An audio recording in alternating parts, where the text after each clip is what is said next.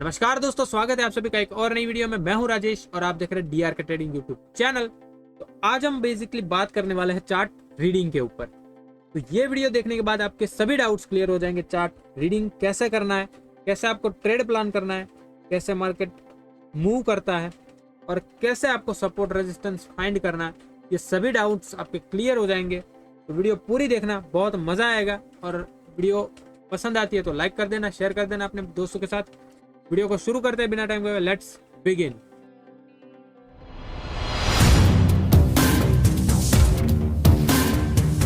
तो देखो, chart read करना ना एक क्रिटिकल स्किल है, ठीक है। अब ये स्किल सीखने में बहुत टाइम लगता है। तो यहाँ पे मैं आपको बेसिक जो चीजें हैं वो बता सकता हूँ, लेकिन आपको ना एक्सपीरियंस जितना बढ़ता जाएगा उतना आपको ज्यादा चार्ट रीड करने में हेल्प होगा। जितना ज्यादा एक्सपीरियंस होगा आपका उतना ही आपको इजी होगा चार्ट रीड करना। तो शुरुआत कहाँ से होती है चार्ट रीड करने में, ठीक है। तो देखो, चार टॉपिक होता है चार्ट रीड करने में। तो पहला टॉपिक होता है वो है ट्रेंडिंग मार्केट। मतलब देखो, मार्केट कैसे मूव करता है। मार्केट सीधा ऊपर के सीधा नीचे नहीं चला जाता। मार्केट जब भी ऊपर जाता है तो वो हाई बनाता है, एक लो बनाता है, हाई बनाता है, लो बनाता है, हाई बनाता है, लो बनाता है। ऐसे मार्केट ऊपर की तरफ मूव करता है, ठीक है। तो इसको हम कहते हैं हायर हाइस। मतलब ये हाई बनाया, उसके ऊपर ये बड़ा हाई बनाया, ठीक है। ये हायर हाइस बनाते जाता है जब भी ऊपर जाता है, ठीक है। और ये बोलते हैं हम लोअर हाई। मतलब ये लो बनाया, उसके ऊपर लोअर हाई बनाया। ये भी लो है, ये भी लो है, लेकिन इसके ऊपर है, इसलिए कहेंगे हम लोअर हाई, ठीक है। तो जब भी मार्केट ऊपर जाता है तो ये हायर हाई और लोअर हाई बनाते जाते हैं। ये आपको लिख लेना है थोड़ा बहुत। तो जब भी मार्केट ऊपर जाता है तो हायर हाई बनाता है और लोअर हाई बनाता है, ठीक है। और जब भी मार्केट नीचे आता है तो मार्केट कैसे नीचे आता है, ये लो बनाया, हाई बनाया, लो बनाया, हाई बनाया, लो बनाया, हाई बनाया, ऐसे मार्केट नीचे आता है, ठीक है। तो हम इसको क्या कहते हैं, higher low, sorry lower high कहते हैं। इसको कहते हैं हम लोअर हाइस, ठीक है। ये हाई है और ये इसके नीचे का हाई है, इसे इसलिए हम कहेंगे लोअर हाइस, ठीक है। तो ये लोअर हाइस बनाते आता है और नीचे लोअर लो बनाते आता है। ये लो हो गया, ये इसके नीचे, इसलिए हम लोअर लो बोलेंगे, ठीक है। तो मार्केट जब भी नीचे की तरफ आता है तो लोअर हाई और लोअर लोज बनाता है, और जब भी ऊपर की साइड जाता है तो ये हायर हाइज और हायर लोज बनाता है, ठीक है। तो ये चीजें आपको ध्यान में रखनी है। अब दूसरा जो टॉपिक आता है वो सपोर्ट रेजिस्टेंस का टॉपिक है। अब देखो, सपोर्ट रेजिस्टेंस क्या होता है। बेसिकली ये एक जोन होता है। मान लो ये सपोर्ट जोन है, ठीक है, और ये रेजिस्टेंस जोन है, ठीक है। मतलब सेलिंग जोन है और ये बाइंग जोन है, ये सेलिंग जोन है, ठीक है, ऐसा समझ लो। तो जब भी प्राइस यहाँ पे आएगी ऊपर से तो ये सपोर्ट जोन से ऊपर की तरफ प्राइस मूव होगी। ये सपोर्ट जोन इसलिए कहा जाता है कि मार्केट को जब भी प्राइस यहाँ पे आती है तो ये सपोर्ट करता है, नीचे गिरने नहीं देता, इसलिए हम इसको कहते हैं सपोर्ट, ठीक है। इससे बाइंग जोन भी बोला जाता है, जहां से मार्केट में तभी जो बाय करने वाले होते हैं वो यहाँ से बाय करते हैं और प्राइस को ऊपर की तरफ लेके चले जाते हैं, ठीक है। और इसी तरह यहाँ पे होता है, मार्केट की प्राइस यहाँ से नीचे की तरफ से ऊपर आती है और ये सेलिंग जोन होता है जिसे हम बोलते हैं रेजिस्टेंस। तो मार्केट की यहाँ रेजिस्टेंस पे प्राइस आने के बाद जब जितने भी जो सेलर्स होते हैं वो यहाँ पे सेल कर देते हैं और प्राइस को नीचे की तरफ ले आते हैं, जिसको हम बोलते हैं रेजिस्टेंस जोन, जो कि प्राइस को ऊपर की तरफ जाने नहीं देता, वो छत प्रोवाइड करता है, एक तरफ प्राइस को नीचे धकेलता है, ठीक है। उसे हम कहते हैं रेजिस्टेंस। तो ये बेसिकली सपोर्ट एंड रेजिस्टेंस होते हैं। यहाँ पे मैं चार्ट पे आपको दिखा देता हूँ कि कैसे सपोर्ट रेजिस्टेंस होता है, ठीक है।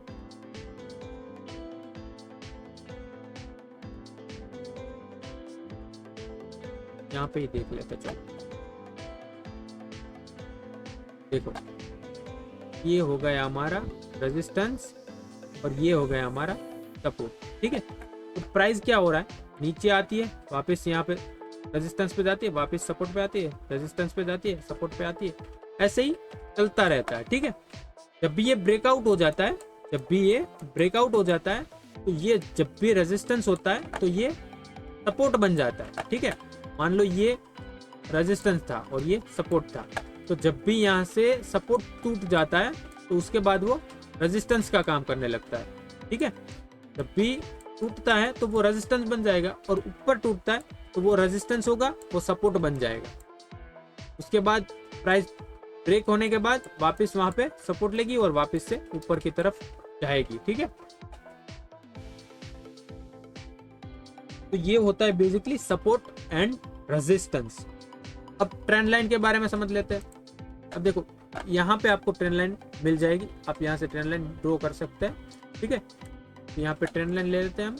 अब देखो ज्यादातर ना अप साइड ही ट्रेंड लाइन बनती है, लेकिन कभी कभार डाउन साइड भी आपको ट्रेंड लाइन देखने को मिल जाती है। तो देखो ये एक ट्रेंड लाइन मैंने यहाँ पे ड्रॉ कर दी। ठीक है, देखो अब यहाँ पे प्राइस क्या करता है, ये ट्रेंड लाइन पे आता है और वापस यहाँ से ऊपर चला जाता है, ये ट्रेंड लाइन पे आता है और यहाँ वापस ऊपर चला जाता है, ये वापस आया और वापस यहाँ से ऊपर चला गया। तो बेसिकली ना एक ट्रेंड लाइन भी एक सपोर्ट का काम करती है। ठीक है, एक सपोर्ट का भी और एक रेजिस्टेंस का भी। यहाँ पे अगर मैं एक ट्रेंड लाइन ड्रॉ कर दूं, देखो यहाँ पे अगर ट्रेंड लाइन ड्रॉ कर दूं तो यहाँ पे क्या हो रहा है,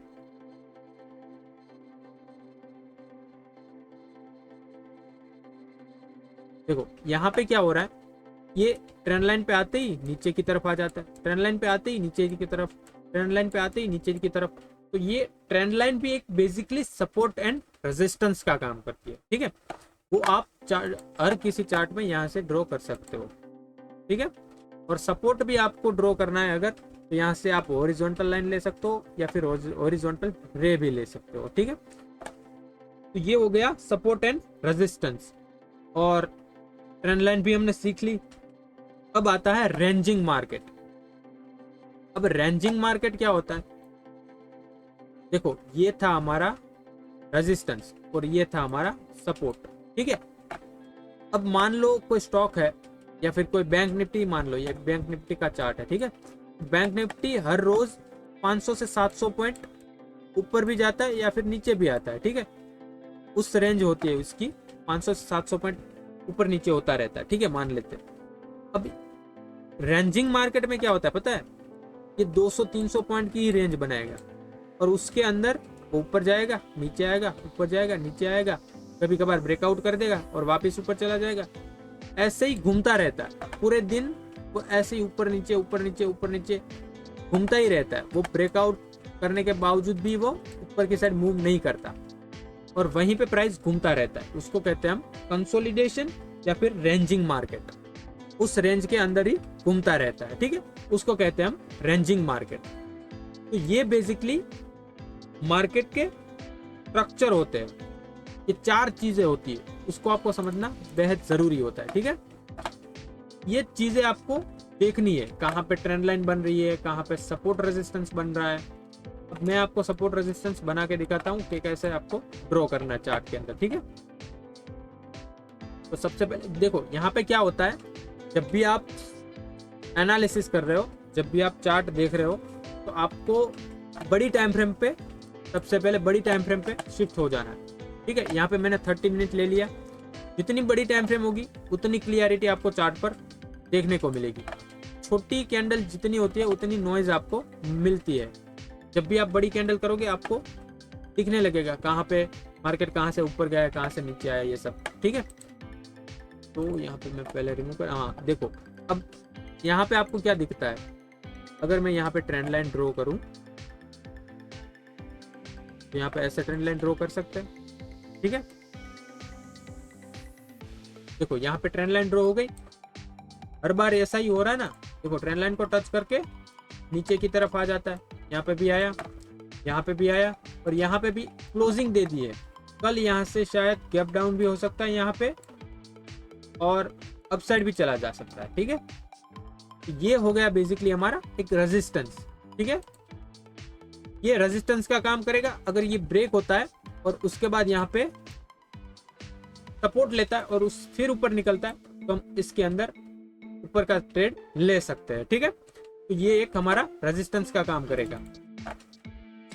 और अगर मैं यहाँ पर एक हॉरिजॉन्टल लाइन ड्रॉ कर दूं, देखो ये यहाँ पर ड्रॉ कर दी, तो मार्केट क्या कर रहा है अब देखेंगे तो आप यहाँ पे आया और यहाँ से ऊपर चला गया और वापस यहाँ पे आया, वापस यहाँ से ऊपर गया, वापस यहाँ पे आया, वापस यहाँ से ऊपर गया। तो ये बेसिकली एक सपोर्ट का काम कर रहा है। ये जो हॉरिजॉन्टल लाइन हमें ड्रॉ की ना, वो एक सपोर्ट का काम कर रहा है। ठीक है, तो अगर इसके नीचे निकलता है और यहाँ से ब्रेक करके यहाँ पे वापस रेजिस्टेंस का काम करता है तो फिर हम इसके नीचे का साइड का ट्रेड प्लान कर सकते हैं। ठीक है, आपको बेसिकली सपोर्ट ढूंढना है, रेजिस्टेंस ढूंढना है, ट्रेंड लाइन ढूंढनी है, कहाँ पे ट्रेंड लाइन बन रही है, ये सब देखना होता है चार्ट के अंदर। अब देखो कंसोलिडेशन के बारे में हम जान लेते, कहाँ पे कंसोलिडेशन हुआ है वो देख लेते। देखो यहाँ पे हॉरिजॉन्टल लाइन, यहाँ पे एक ड्रॉ कर देता हूँ।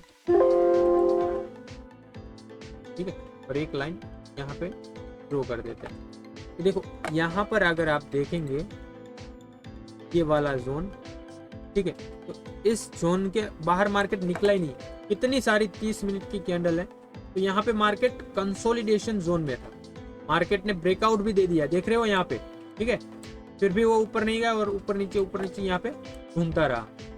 तो मार्केट ना, इसको हम कहते हैं कंसोलिडेशन जोन, जहाँ पे आपको ट्रेड प्लान करने से पहले आपकी क्वांटिटी जितनी भी आप ज्यादा रखते हैं तो उसको कम कर देना है। वो हम बाद में सीखेंगे कि कहाँ पे आपको कम पैसों से ट्रेड करना चाहिए। ठीक है, तो इसे कहते हैं हम रेंजिंग मार्केट। तो ये सब आपको देखना है, आपको बस यही आके देखना है कि मैं कहाँ पे ब्रेकआउट पे ट्रेड ले सकता हूँ और कौन सा सपोर्ट टूटता है या फिर कौन सा रेजिस्टेंस टूटता है तो मैं वहां पे ट्रेड प्लान कर सकता हूँ। आपको यही चार्ट पे देखना होता है। ठीक है, तो ये 4 चीजें मैंने आज आपको सिखाई है इस वीडियो में। एक होता है ट्रेंडिंग मार्केट, एक होता है सपोर्ट रेजिस्टेंस, और एक होता है ट्रेंड लाइन, और एक होता है रेंजिंग मार्केट या फिर कंसोलिडेशन जोन। ठीक है, तो ये 4 चीजें हमने आज चार्ट रीडिंग के अंदर सीखी है। बस यही 4 चीजें होती है, इसको फॉलो करो, आप सफल ट्रेडर हो जाओगे। ठीक है, तो वीडियो अगर पसंद आई है तो लाइक कर देना, अपने दोस्तों को शेयर कर देना, और मैं मिलता हूं आपको अगली नेक्स्ट वीडियो में। तब तक के लिए bye bye, tata, thank you so much, take care.